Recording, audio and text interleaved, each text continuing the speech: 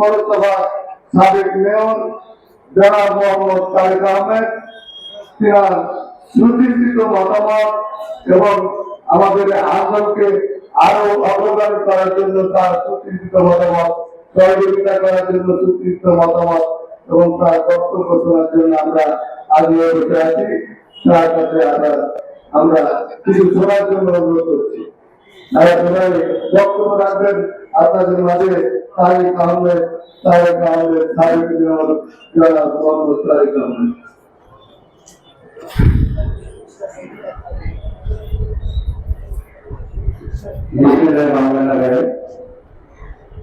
রহমানপুর উন্নয়ন প্রোগ্রাম আয়োজিত রেলের বিভিন্ন রকমের সুযোগ সুবিধা আমরা নিয়ে আসবো।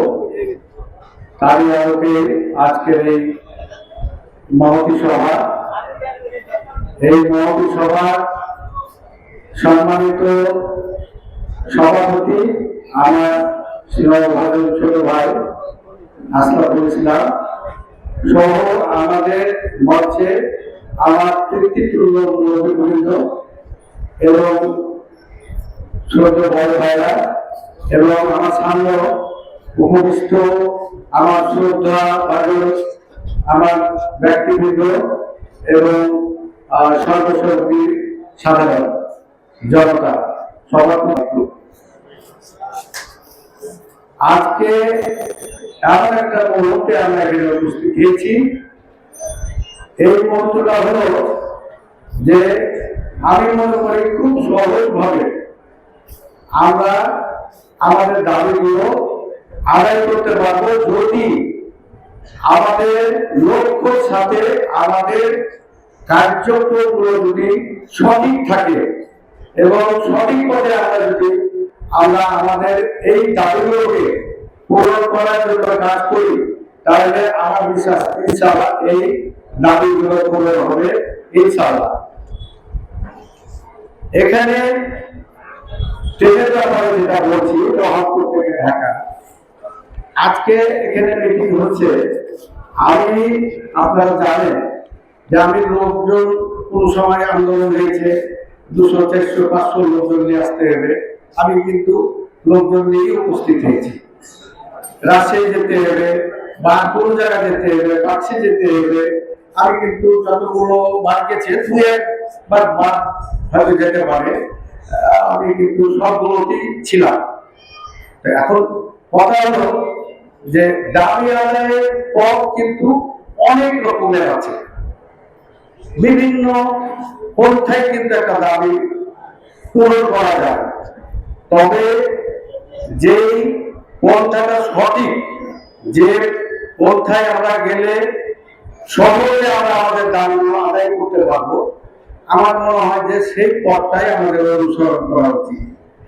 আপনারা আপনাদের জ্ঞাতার্থে আমি জানাচ্ছি, আমি কিন্তু এই রহমতপুর টু ঢাকা ট্রেন নিয়ে আসার ব্যাপারে আমাদের দেশনেত্রী বেগম খালেদা জিয়ার আপনার বিশেষ সহকারী অ্যাডভোকেট শামসুর রহমান শিমুল বিশ্বাস, আপনারা জানেন শিমুল বিশ্বাস হিসেবে ছিলেন। আমি ওনার সাথে যোগাযোগ করে আমি ওনাকে মোটামুটি গত মাসের 15 তারিখে অর্থাৎ 15/6/2025 তারিখে আমি কিন্তু ওনার কাছে গেলাম। আমি ওনার কাছে একটা দরখাস্ত দিলাম দিয়ে ওনার কাছে বললাম যে আপনি যদি একটু সহযোগিতা করেন তাহলে আমাদের এলাকার মানুষগুলো উপকৃত হতো। যা উনি খুব এই বিষয়টাতে খুব সন্তুষ্ট হলেন। দেয়া আমি আমার যে দরখাস্তটা ওনাকে দিলাম, উনি কিন্তু এটাতে সেভ করে দিলেন এবং রেলের যে সচিব মহোদয় রয়েছে উনি সাথে সাথে ডিল করেন ওনাকে। রেলের সচিব মহোদয়কে ডিল করে উনি কিন্তু তুমি করে কথা বলছিলেন, তাতে বললাম যে ওনার পরিচিত। তো উনি বললেন, বলার পরে তখন আমি আবার এই যে এটা হলো, এটা আমি দিয়েছিলাম দেখার জন্য। এটা মানে আমি কি বলে যে আমাদের ম্যাডামের বিশেষ সহকারীর কাছে দিয়েছিলাম। তারপরে সচিব মহোদয়ের কাছে গেলাম, সচিব মহোদয়ের কাছে যাওয়ার পরে এই দরখাস্তটা দিলাম রহনপুর ট্রেন আনার জন্য। খালি আমি বিষয়টা বলছি আপনাদের কাছে। রাজশাহী থেকে ঢাকাগামী আন্তনগর ট্রেন মধুমতি, ধূমকেতু, বনলতা পদ্মা এক্সপ্রেস ট্রেনের যে কোনো একটি চাঁপাইনবাবগঞ্জ জেলার রহনপুর রেলওয়ে স্টেশন পর্যন্ত বর্ধিতকরণ, অর্থাৎ আমাদের রহনপুর পর্যন্ত যেন বর্ধিতকরণ করে, এই জন্য ওনার কাছে আমাদের দরখাস্ত দিলাম। দরখাস্ত দেওয়ার সময় উনার কথাবার্তা গুলোতে আমি যেটা বুঝলাম, সচিব মহোদয় উনি কিন্তু আমাদের এই এলাকার মানে রাজস্ব ব্যাপারে কিন্তু সন্তুষ্ট না। ওই আমরা একটা ট্রেন দিয়েছি, ওই ট্রেন কিন্তু আমরা ঠিক মতন রাজস্ব পাচ্ছি না, তাহলে আমরা আর একটা ট্রেন দিব কিভাবে? যদি এটাতেও দেওয়া হয়েছে সেটাই না বলছে, আমাদের অর্থ দেওয়া হয়নি। তারপরে তাকে বোঝানো হয়েছে স্যার ঘটনা হলে এটা আপনার চাঁপাইনবাবগঞ্জে দিয়েছেন, চাঁপাইনবাবগঞ্জের থেকে আমাদের রহনপুরের রাজস্ব আয় এমনিতেই যতগুলো ট্রেন আছে সবগুলোতেই বেশি। এবং আপনি ভালো করে তথ্য নেন, আমরা 5টা থানার লোক পাই, যেমন ধরেন নিয়ামতপুর, পোরশা, তারপরে আপনার সাপাহারেরও কিছু অংশ, তারপর ভোলাহাট, নাচল, গমাস্তাপুর, এই 5-5.5টা থানার আমরা লোকজন পাই। আমরা যদি রাজশাহীতে এখানে পাই, আপনি বিশ্বাস রাখেন যে পুরো ট্রেনও যদি দেন তো আমরা পুরো ট্রেনও আমরা ধরে দিতে পারবো, পুরো ট্রেন ধরে দিতে পারবো।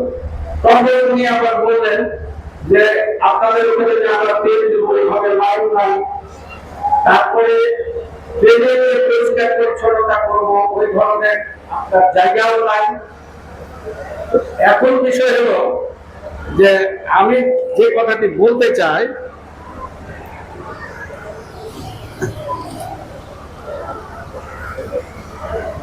সেটি হলো যে আমরা রংপুর থেকে ট্রেন ঢাকা পর্যন্ত চাইছি।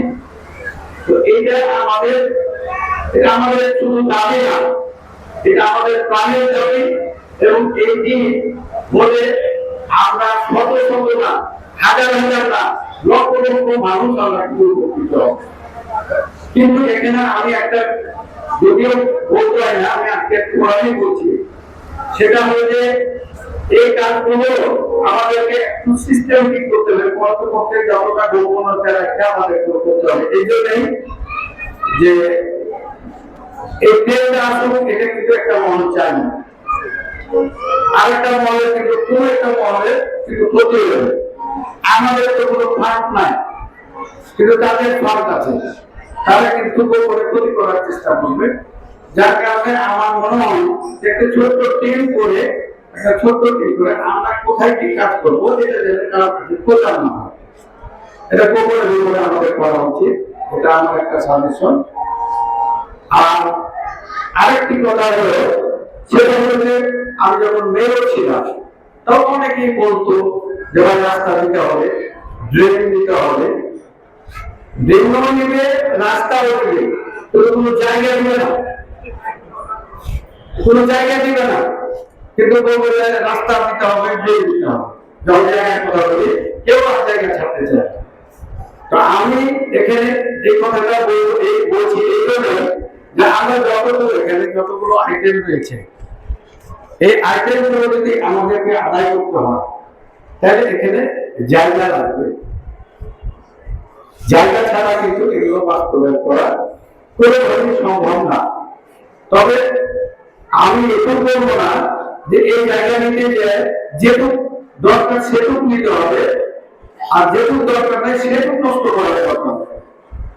কিন্তু যেটুক দরকার এটা আমাদেরকে স্কেচ করতে হবে, আমাদেরকে ম্যাপ করতে হবে, আমাদের কতটুক জায়গা লাগবে, ঠিক ততটুক জায়গা কিন্তু আমাদেরকে অন্ততপক্ষে আমরা গোপনে গোপনে একটা ম্যাপ করে মানে নির্ধারণ করে এটা অন্ততপক্ষে আমরা রেল কর্তৃপক্ষের হাতে আমরা উপস্থাপন করব এবং আমাদেরকে অন্তত পক্ষে অবমুক্ত করার জন্য আমাদের কিন্তু প্রচেষ্টা করব ত্রুটি রাখা যাবে না। এবং যখন অবমুক্ত হবে আমার মনে হয় আমরা যারা এখানে আছি সবাই আমরা সেদিন তাদেরকে সহযোগিতা করব। রেল ডিপার্টমেন্ট আছে, ওখানে আমাকে যে অভিযোগটা দিয়েছে যে আমরা যাই আপনারা তো আমাদেরকে জায়গা দেন না, আপনারা এগুলো চাইছেন, এগুলো আমরা কোথায় করবো, এইগুলো আমরা কোথায় করবো? আমরা তো আকাশে করবো না, আমাদের তো জায়গা দিতে হবে, যে লাইন দিয়ে আমাদেরকে দুটা তিনটা বাড়াইতে হবে, আপনাদেরকে জায়গা দিতে হবে। একটা যদি আমরা এখানে ওই কি বলে পার্কিং এর ব্যবস্থা করি, তাহলে আমাদেরকে পার্কিং এর জায়গা দিতে হবে, যতটুকু প্রয়োজন অতটুকু আমাদেরকে দিতে হবে আপনাদেরকে। আমাদের গাড়ি পরিষ্কার করা হবে সেগুলোর ব্যবস্থা আপনাদেরকে করে দিতে হবে। আপনারা এগুলো ব্যবস্থা করেন, তাহলে আমরা এই ব্যাপারে আপনাদেরকে সহযোগিতা করব। অনেকক্ষণ সময় দিয়েছিলেন সচিব স্যার, অনেকক্ষণ ধরে ওনার সাথে কথা হয়েছে এবং ওনার যে পিএস ওনার সাথেও অনেকক্ষণ কথা হয়েছে এবং উনি আমাদের এই উত্তর অঞ্চলেরই মানুষ। তো যাই হোক, ব্যাপার হলো যে সুন্দর পরিকল্পনা নিয়ে, পরিকল্পিত পরিকল্পনা নিয়ে এবং যে পরিকল্পনা করলে আমরা কামিয়াব হব, এই ধরনের পরিকল্পনা যারা দায়িত্ব আছে আমরা তো পাবো না, আমরা তো বিভিন্ন কাজে ব্যস্ত থাকি, কিন্তু আমরা বিভিন্ন অফিসিয়ালি আমরা সহযোগিতা করতে পারবো। আমি নিজে অনেক সহযোগিতা করতে পারবো আপনাদেরকে। আপনারা গোপনে বসেন, আপনারা আপনাদের তৈরি করেন, পরিকল্পনা তৈরি করেন এবং ওইভাবে আপনারা আগান। যদি এইরকম ভাবে বসতে হয়, আগে মাত্র 200-100 লোক বসবো কেন, দরকার হলে 2000-4000 লোক নিয়ে আমরা বসবো, একটা আনন্দ সৃষ্টি করে বসবো। কিন্তু তার আগে যে পথটি পার হতে হবে এটা কিন্তু খুব গোপনে। তো যাই হোক, আমি আর বক্তব্য বাড়াবো না। আমি সবার সাথে আজকের এই উপস্থিতির সবার সাথে একমত পোষণ করে সবার সুস্বাস্থ্য কামনা করে আমার বক্তব্য শেষ করছি। আসসালামু আলাইকুম।